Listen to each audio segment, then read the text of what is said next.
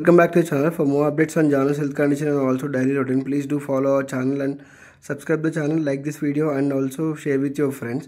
So నేనైతే cornerstone blood clinic వచ్చేసాను కాజాగూడ బ్రాంచ్కి. ఇక్కడ చూడొచ్చు వీరు water facility for street animals అయితే ప్రొవైడ్ చేస్తున్నారు ఆల్రెడీ.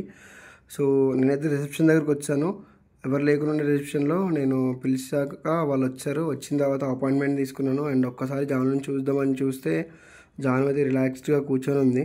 జాను యాక్టివిటీ చూసి హ్యాపీగా ఫీల్ అవ్వాలో తన హెల్త్ కండిషన్ చూసి బాధపడాలో నాకైతే అసలు అర్థం కావట్లేదు. మీన్వెల్ డాక్టర్ రాజవర్ధన్ గారు అయితే వచ్చి జానుని చెక్ చేశారు అండ్ నేను అతనికి మొత్తం క్లియర్గా ఎక్స్ప్లెయిన్ చేశాను దట్ అసలు జాను హెల్త్ కండిషన్ ఎలా ఉంది, తను కొంచెం లో టెంపరేచర్ ఫీల్ అవుతుంది అండ్ ఆల్సో కొంచెం బయట వెదర్ కూడా బాగాలేదు కాబట్టి ఈరోజు ఆపరేషన్ క్యారీ అవుట్ చేస్తారా లేకపోతే ఏంటి సార్ అని చెప్పేసి నేను అడిగాను. సో తను మొత్తం యాక్చువల్గా సినారియో ఎక్స్ప్లెయిన్ చేశారు అండ్ ఆల్సో తను చూసి ఎగ్జామిన్ చేసిన తర్వాత జాను కండిషన్ ఎలా ఉంది ఎగ్జాక్ట్గా అనేది తను నాకైతే చెప్పడం జరిగింది. సో ఒకసారి నేను ఇది డాక్టర్ అభిషేక్ గారికి కూడా ఇన్ఫామ్ చేస్తాను, తను ఇంకా మీకు క్లియర్గా ఎక్స్ప్లెయిన్ చేస్తారు అని చెప్పేసి తను అయితే చెప్పారు. సో తర్వాత టెంపరేచర్ చూసాం మేము, ఆల్మోస్ట్ 97.6 సంథింగ్ ఉండింది. సో అది చాలా లో టెంపరేచర్ అని చెప్పుకోవాలి. జనరల్గా ఐడియల్ టెంపరేచర్ వచ్చేసి 102.6 ఫారెన్ డిగ్రీస్ ఉంటుంది. సో జానుకి అయితే కొంచెం కూల్ అయితే ఉంది అండ్ వెదర్ చేంజ్ కూడా చాలా ఎక్కువైంది. మనం ట్రావెలింగ్లో కూడా తనకి ఏసీ అయితే మనం హీట్లోనే పెడుతున్నాము, కానీ ఇంట్లో నైట్ రూమ్ టెంపరేచర్ ఫాలో అవ్వడం వల్ల and also sudden weather change వల్ల అండ్ తనకి ఇంకొక మెయిన్ ఇంపాక్ట్ ఏంటంటే తనకి ఆల్రెడీ ఐ ఇన్ఫెక్షన్ ఎప్పటి నుంచి ఉంది అనేది కూడా మనకు తెలియదు. సో చాలా వాటికి బై బర్త్ కూడా వస్తుందంట. సో మనం టెంపరేచర్ చూసాక మనమైతే ఐఆర్ ల్యాంప్లో పెట్టేసాము తనకి టెంపరేచర్ మెయింటైన్ చేయడానికి. అండ్ ఐఆర్ ల్యాంప్లో పెట్టాక నేను ఫర్ ద ఫస్ట్ టైం నా దగ్గరికి జాను వచ్చినప్పటి నుంచి జనరల్గా అది మనుషులు లేకుండా అయితే అసలు ఉండేది కాదు, కానీ for the first time IR ల్యాంప్లో నుంచి హీట్ వస్తుంటే అది ఆ ఐఆర్ ల్యాంప్లో ఉండడానికి ఇష్టపడుతుంది. సో మీరు అక్కడే అర్థం చేసుకోవచ్చు తనకి ఎంత బాడీ లో టెంపరేచర్ ఉందనేది. సో ఇప్పుడు తనకైతే యాంటీబయాటిక్స్ అండ్ యాంటీ ఇన్ఫ్లమేషన్ అయితే ఇస్తున్నారు. సో అందుకని ఐఆర్ ల్యాంప్ అయితే ఆఫ్ చేశారు. సో ఇప్పుడు మళ్ళీ ఆన్ చేసాము మళ్ళీ. సో తను అసలు మ్యాక్సిమం దాని దగ్గరికి వెళ్ళి చూసారా మీరు, ఇక్కడైతే క్లియర్గా చూడవచ్చు మీరు. దాని దగ్గరికి వెళ్ళి నేను కొంచెం దూరం పెడుతున్నాను, ఎందుకంటే మ్యాక్సిమం దీనివల్ల ఏమవుతుందని అంటే ఎక్కువ హీట్ అవ్వడం వల్ల కూడా మనకి డిహైడ్రేషన్ అనేది అయ్యే ఛాన్సెస్ చాలా ఎక్కువ ఉన్నాయి. సో ఇప్పటికే ఆల్రెడీ మనకి జాను హైడ్రేషన్ లెవెల్స్ అయితే చాలా తక్కువ ఉన్నాయి అండ్ సివిపి చేసినప్పుడు అయితే తన బ్లడ్ లెవెల్స్ కూడా కొంచెం తక్కువనే ఉండే, అనిమియా కూడా ఉండే ఛాన్సెస్ ఉన్నాయని చెప్పారు.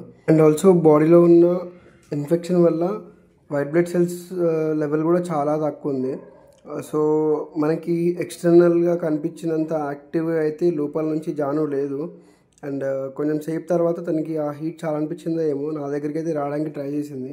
సో మేమైతే డిసైడ్ అయిపోయాము ఇంట్లో కూడా కొంచెం రూమ్ టెంపరేచర్ అనేది ఆల్మోస్ట్ 24 లేదంటే 25కి అట్లా తీసుకెళ్ళాలి.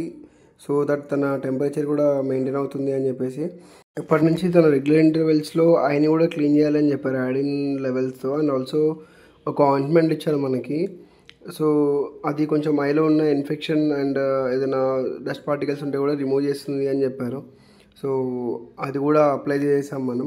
అండ్ యాక్చువల్గా అది కూడా ప్రిస్క్రైబ్ చేశారు మనకి, ఇంట్లో కూడా యూజ్ చేయండి అని. అండ్ ఆల్సో మనకి వేణు చూపించాడు ఎట్లా అప్లై చేయాలనేది.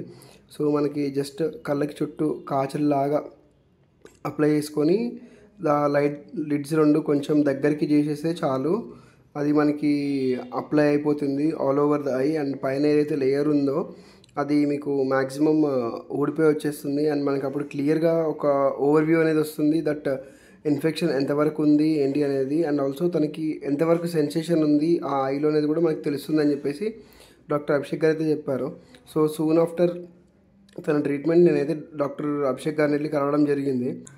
డాక్టర్ అభిషేక్ గారు నాకు క్లియర్గా చెప్పారు దట్ ఎంత తొందరగా వీలైతే అంత తొందరగా మీరైతే తన బాడీ టెంపరేచర్ని నార్మల్ స్టేజ్కి తీసుకురావాలి. మేము కూడా మా ప్రయత్నం అయితే చేస్తున్నాము, మీరు కూడా ఇంట్లో రూమ్ టెంపరేచర్ అనేది మెయింటైన్ చేయండి. అండ్ ఆల్సో తన కంటికి అయితే ఇన్ఫెక్షన్ అయ్యిందో దానికి ఇంకా one and only option and the last option మనం ఐ రిమూవల్ చేయాల్సిందే. అండ్ అది కూడా ఎంత తొందరగా వీలైతే అంత తొందరగా చేయాలి. ఎందుకనంటే తనకి ఏదైతే ఆ ఐ ఇన్ఫెక్షన్ ఉందో తనకి లోపల నుంచి తనకి నోస్ అండ్ ఆల్సో ఇయర్కి కూడా పాస్ అయ్యే ఛాన్సెస్ ఉన్నాయని చెప్పారు. So as soon as possible మనం ఐ సర్జరీ చేసి అది ఐ అయితే తీసేయాల్సి ఉంటుంది అని చెప్పారు. జనరల్గా అయితే అట్లీస్ట్ 2 to 3 months అయిన తర్వాత జాను విషయంలో కంపల్సరీ రిస్క్ తీసుకోవాల్సిందే అని అయితే స్ట్రిక్ట్గా చెప్పారు. ఇంకా సూన్ ఆఫ్టర్ నేనైతే జానుని తీసుకొని ఇంటికి అయితే స్టార్ట్ అయిపోయాను. మధ్యాహ్నం అయితే ట్రాఫిక్ అంతగా లేదు కాబట్టి ఆల్మోస్ట్ ఒక 45 minutes పట్టింది నాకు జస్ట్ ఇంటికి వెళ్ళడానికి. నేనైతే తనకి ఇంటికి వెళ్ళంగానే తనకి ఫస్ట్ ఫుడ్ పెట్టేసి నేను కూడా ఫుడ్ తినేసి తనని పడుకోబెట్టాను. మంచిగానే పడుకుంది. సో చూడొచ్చు పడుకునే ముందు ఇలా ఉంది అయ్యి, బట్ పడుకొని లేచిన ఎమ్మటే అసలు అయ్యి మొత్తం ఇట్లా ఆ పైన అయితే లేయర్ ఉందో ఆ లేయర్ మొత్తం ఇలా వచ్చేసింది. అసలు నేనైతే ఎట్లా తీసుకోవాలో కూడా నాకు అర్థం కాలేదు. ఇంకా నేను హడావిడిగా డాక్టర్ అభిషేక్ గారికి కాల్ చేశాను. సో అతనైతే చెప్పారు దట్ మనం మ్యాక్సిమం రేపే తనకి ఆపరేషన్ చేయాల్సి ఉంటుంది అని చెప్పారు. తనైతే యాక్టివిటీ చాలా బాగానే ఉంది, బట్ టెంపరేచర్ ఒకటే కన్సర్న్. సో ఈరోజు మీరు కంపల్సరీ టెంపరేచర్ని అయితే నార్మల్కి తీసుకురావడానికి ట్రై చేయండి అని చెప్పేసి కొన్ని మెడిసిన్స్ అయితే ప్రిస్క్రైబ్ చేశారు. సో చూడాలి తనకి రేపటి వరకు ఎలా ఉంటుందో. సో రేపు చూసి తన ఆపరేషన్ మీద కాల్ అయితే తీసుకుంటా అని చెప్పారు, రేపా ఎల్లుండా అనేది. సో ప్లీజ్ మీ ప్రేయర్స్ అన్నీ జానుకి కావాలి. Please pray for Janu. Thanks for watching the video.